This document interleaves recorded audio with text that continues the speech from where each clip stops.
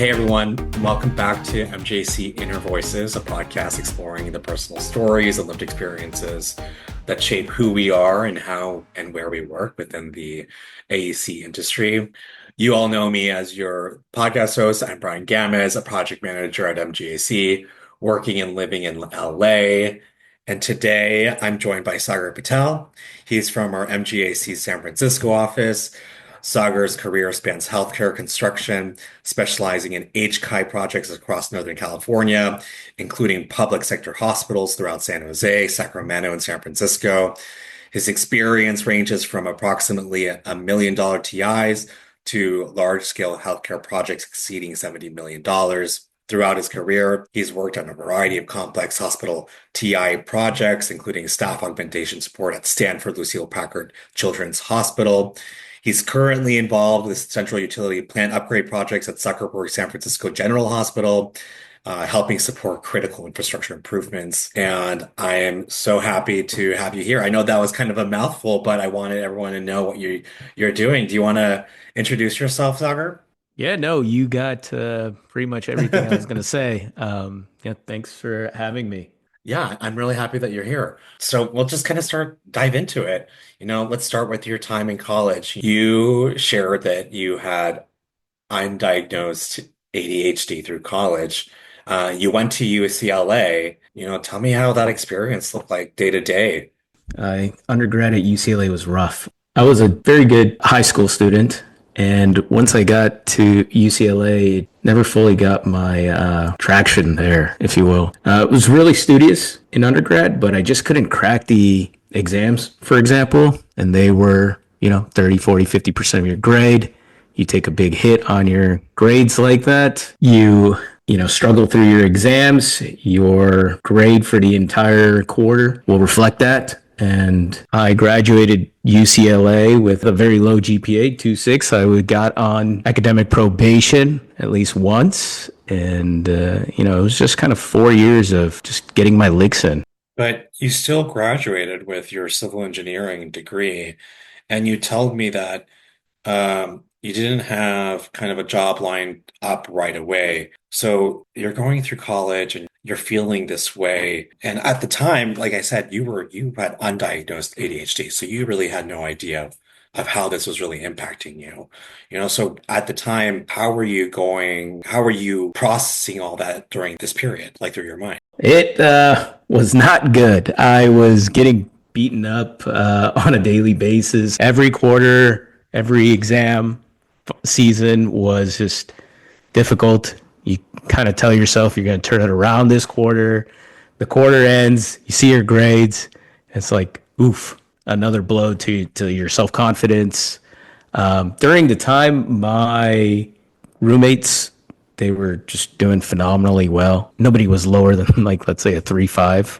Do you mind sharing how old you are? 36. Yeah, so I'm 35. We were kind of in that age where Instagram and social media was really coming up in college. Mm-hmm. And I remember being just like, what is this social media?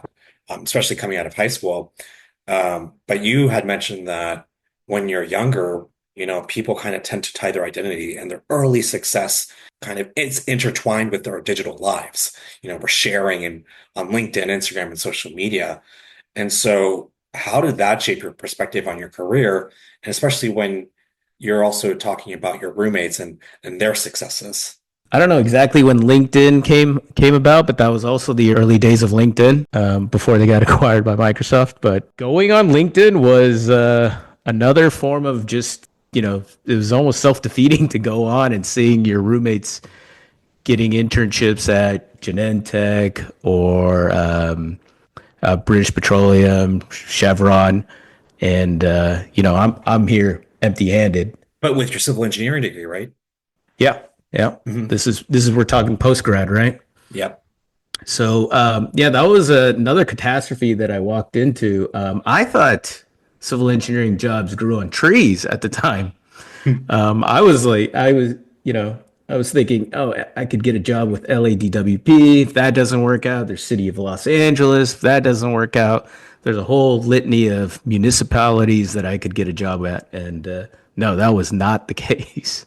So you had this tough time looking after post grad, but then you ended up pursuing a master's at San Jose State.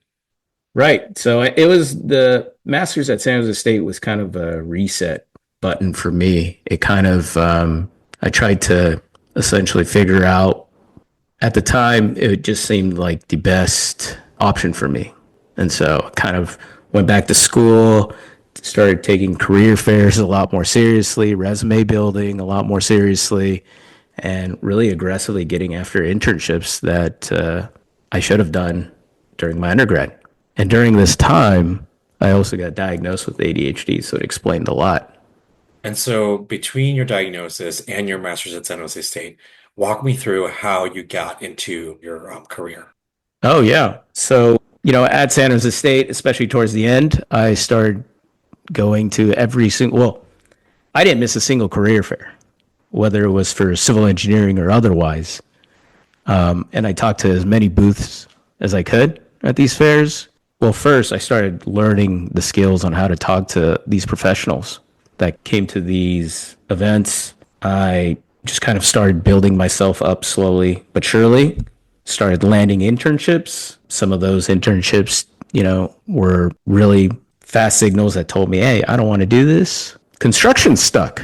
I landed a role at Skanska, my first full time job, and I did decently well. They wanted me to relocate, so I didn't want to go to Seattle. I didn't want to go back to Los Angeles, so then I had to basically find another role with Vance Brown that was at Stanford. How did your environment change? You told me that you had a boss or described your boss as tough as nails, but also someone that always had your back. And this was post ADHD diagnosis. You're in a new environment. So, what did that kind of leadership do for your growth? Oh yeah, so this was my first foray as a CM. Yeah. This is where my healthcare construction career really takes off. I'm so conflicted because this person was really gray.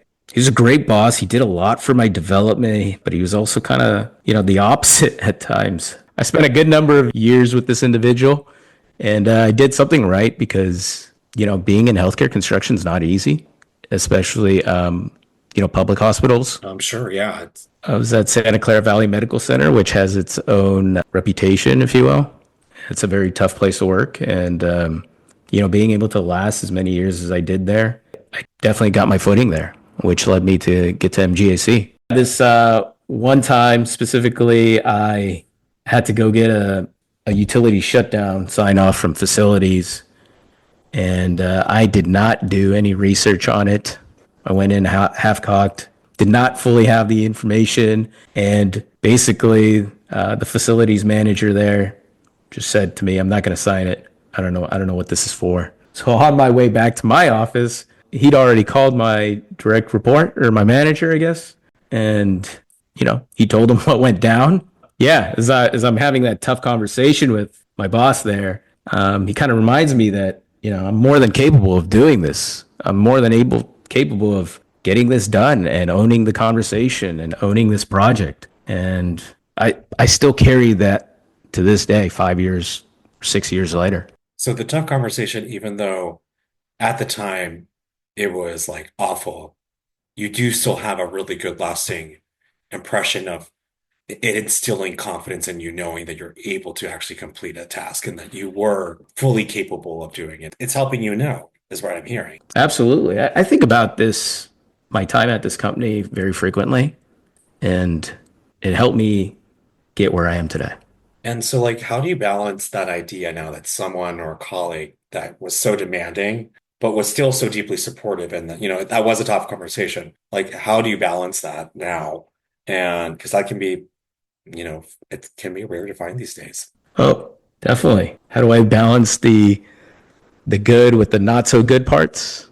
Yeah, and I think that could be like a really nuanced question too, because you work with people that you're like who care for you deeply, but they're really tough as nails, right? And I think that's kind of the best project manager or the best senior role that you can have or a mentor where they're not walking you through everything, but I've had those mentors in the past where I really appreciated someone that like had very high standards for myself. And I also hold myself to high standards too. And I think that, if it weren't for those type of people, I don't know exactly where I'd be today because it really helped instill in me a sense of confidence. I don't know if that's what it did for you, and that's kind of what I'm asking. Yeah, no, that's definitely correct. He definitely instilled a great sense of self confidence in me, Yeah. which was not there prior. And, especially bouncing around so early and coming from undergrad to, getting diagnosed with ADHD to now, that this particular person did a lot for me. He reminded me that the stakes are really high in healthcare construction also. And especially with public hospitals where what I did there mattered. So was this the moment there were things like started to click for you in your career? Absolutely. It was not a light switch, but it maybe a series of light switches. So at JKL, you started working on like major medical healthcare projects. You had county hospitals, utility separation projects. You said something really powerful with me and also deeply personal, which stuck with me is that these are hospitals that your own family would go to. So when did that connection become real for you? My grandma, who was an immigrant from India, she came here, obviously no health insurance. She was diabetic and had to use, urgent care services from time to time. And she went to the urgent care that was 4 doors down from my office. That really had an impact on me. Going back to what I said earlier, it reminded me that I'm doing important work here and how I show up for work mattered, right? Towards the end of my time there, COVID took place. The whole world was shut down. It was very weird for me. COVID was very different from me because I was on site every day. And I built a COVID lab during that time. It's an emergency HCI project. And I even wrote that in my business school applications. Well, I'm really glad that there was a sense of you really kind of almost finding yourself within your career by like seeing the impact of your own family using like these facilities that you're working at, right? Mm-hmm. I want to shift a little bit towards your ADHD. You said that you were diagnosed with ADHD at 26. I want to know what this moment was like for you. And like the reason why I think this is really interesting is because I don't know if a lot of people really understand ADHD. I know it's a sensitive topic, and for me, because my boyfriend has diagnosed ADHD, and I didn't understand, now that I have a partner that has ADHD, the nuances around, conversation and daily tasks. Mm-hmm. I did not understand the impact that ADHD had on just normal daily tasks, on people who are diagnosed with ADHD. So how did that diagnosis reframe the way you looked at your early career and then your career now? Oh, yeah. It was cathartic figuring out I have ADHD. It explained so much, not just my earlier career, not just undergrad, but literally everything before that too. I mean, there were so many signs, and it just came real. The diagnosis just came when it did. I'm glad that you got diagnosed because I know that there's several different, it's just again, like I said, it's really nuanced. So, yeah, continue what you're going to say. Oh yeah, it's highly complex. Even I don't fully understand. I'm learning about it myself as I go through the day, and even present day. But yeah, it helped me connect a lot of dots. I always knew I was ambitious. It just didn't translate into effort. Yeah, yeah. I came from an ambitious culture, family, cities, San Jose. I grew up in San Jose, right? Silicon Valley. Ambition was everywhere, and it was inside of me too. I just couldn't properly translate it into effort, if you will. I know you take medication now. You talked about that.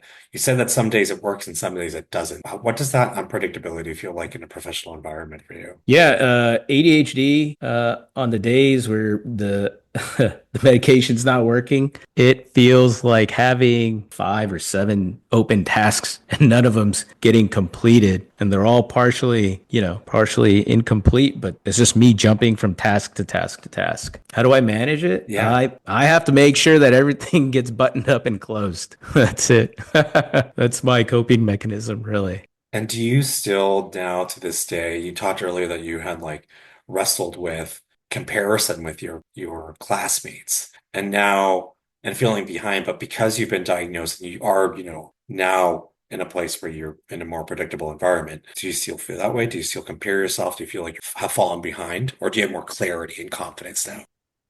Oh, definitely. I don't think that feeling's ever going to go away, but there's definitely a lot more clarity and confidence. I'm in a much better place than I was during undergrad and early stages of my career. I don't know. I think about my daughter a lot because I can't compare her. Yeah.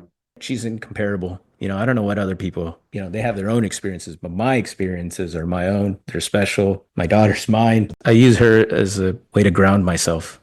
For someone who is listening today who has ADHD or even feels like they're not keeping up, what would you want them to hear or even say to them, like if you're working in a fast-paced environment like ourselves, especially in the AAC industry? You talked about healthcare projects that are so critical and you talked about these soft conversations. What would you say to them? Yeah, it's not a race. Absolutely is not a race. Just, remember comparison is a thief of joy. Yeah. And as long as, you have an upward plan that's moving you forward and you're executing on it, keep going. One thing I try to tell myself is not to have any 0 days. Those days don't exist where I do zero. I don't move the needle forward, but if I can just move an inch a day, that's all I need. That phrase, no 0 days, is actually really helpful for me. And I'm going to use it because there's days where my boyfriend feels just like there's just really tough days. And I just wonder, how can I help in that situation? And so that personally is something that I appreciate you saying. I want to move into, now MJC. You told me that you felt a real sense of psychological and safety and security here. What does that look like in your day-to-day experience? It means not, I don't know if I can say this line, but I'm gonna. It means not hearing overt racism and sexism around me. Has that been an issue for you? Or has that been an issue on job sites? Yeah, I mean, I've heard it, not usually directed at me, but you do hear it, going in other directions. Yeah. So I've not heard that. I think MGAC walks the talk. Going to MGAC.com, they have the About Us. MGAC, we're brave, direct, positive. I think the proof for that is that every single person that I've met has been a delight to converse with. Every person that I've worked under has given me kind of space to breathe and I can ask questions. And I really do think that MGAC treats their people like they're adults. Yeah. I agree with you. I think that's one of the best parts about working with the company.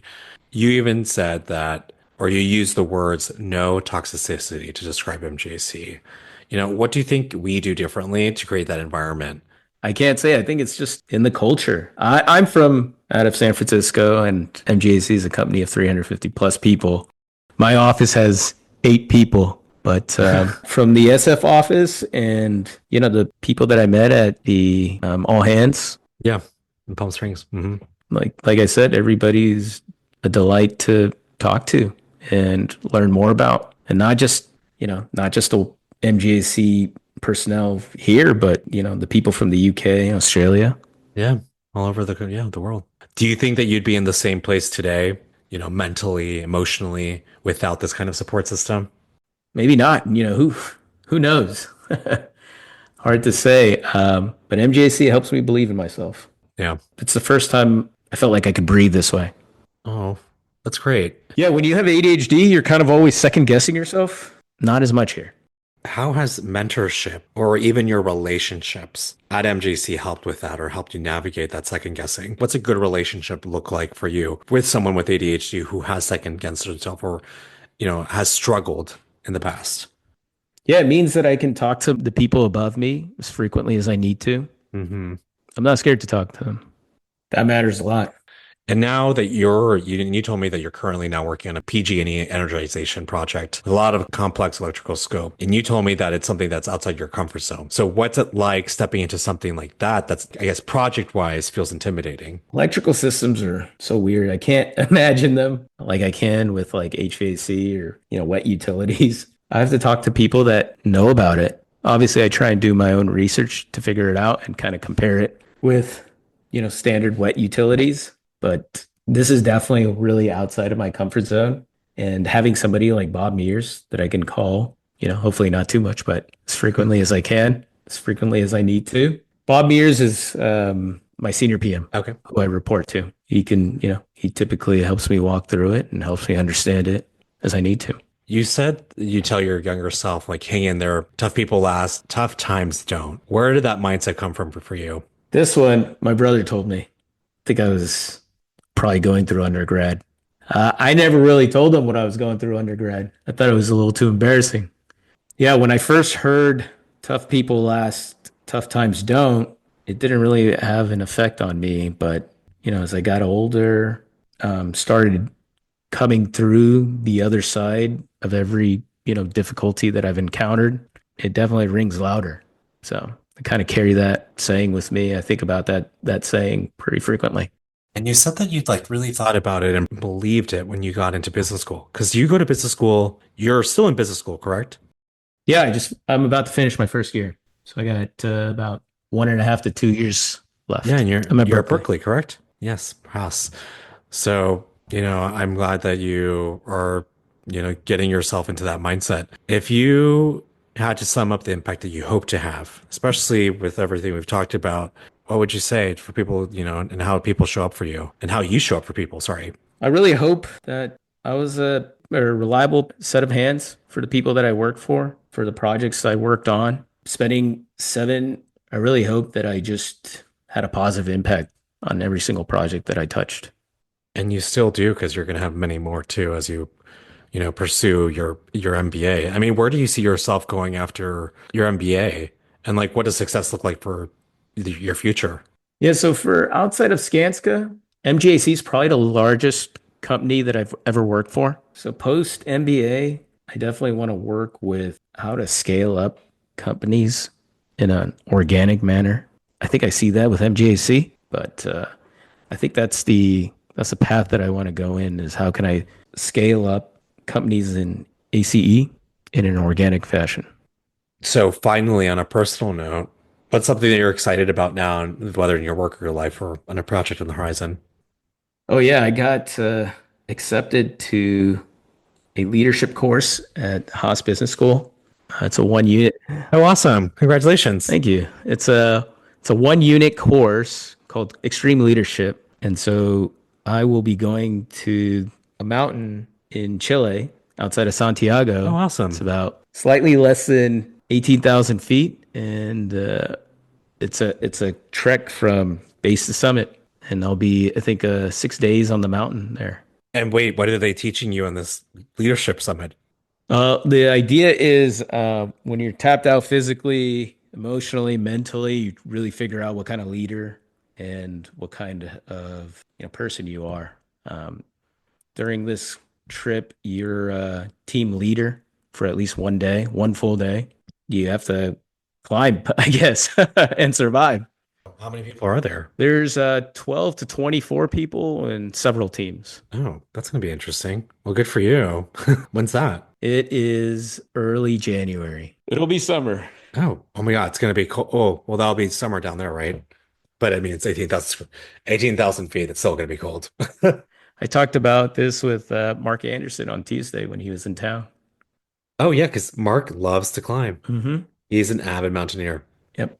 Well, I'm glad that you found your footing, Sagar, because it sounds like you started off really in a place where you didn't believe in yourself. You didn't know you had your ADHD or diagnosis back in when you first started. And now it's so great to hear you in a place where you see where your career is going and you've really found your footing. And you're like a testament to knowing that even if you haven't found your footing in the very beginning of your career, that doesn't mean that you're going to fail at all. And it's so great that you have continued to push forward. You continue to be ambitious, and you're going on this leadership uh, journey in Chile, which is going to be so awesome.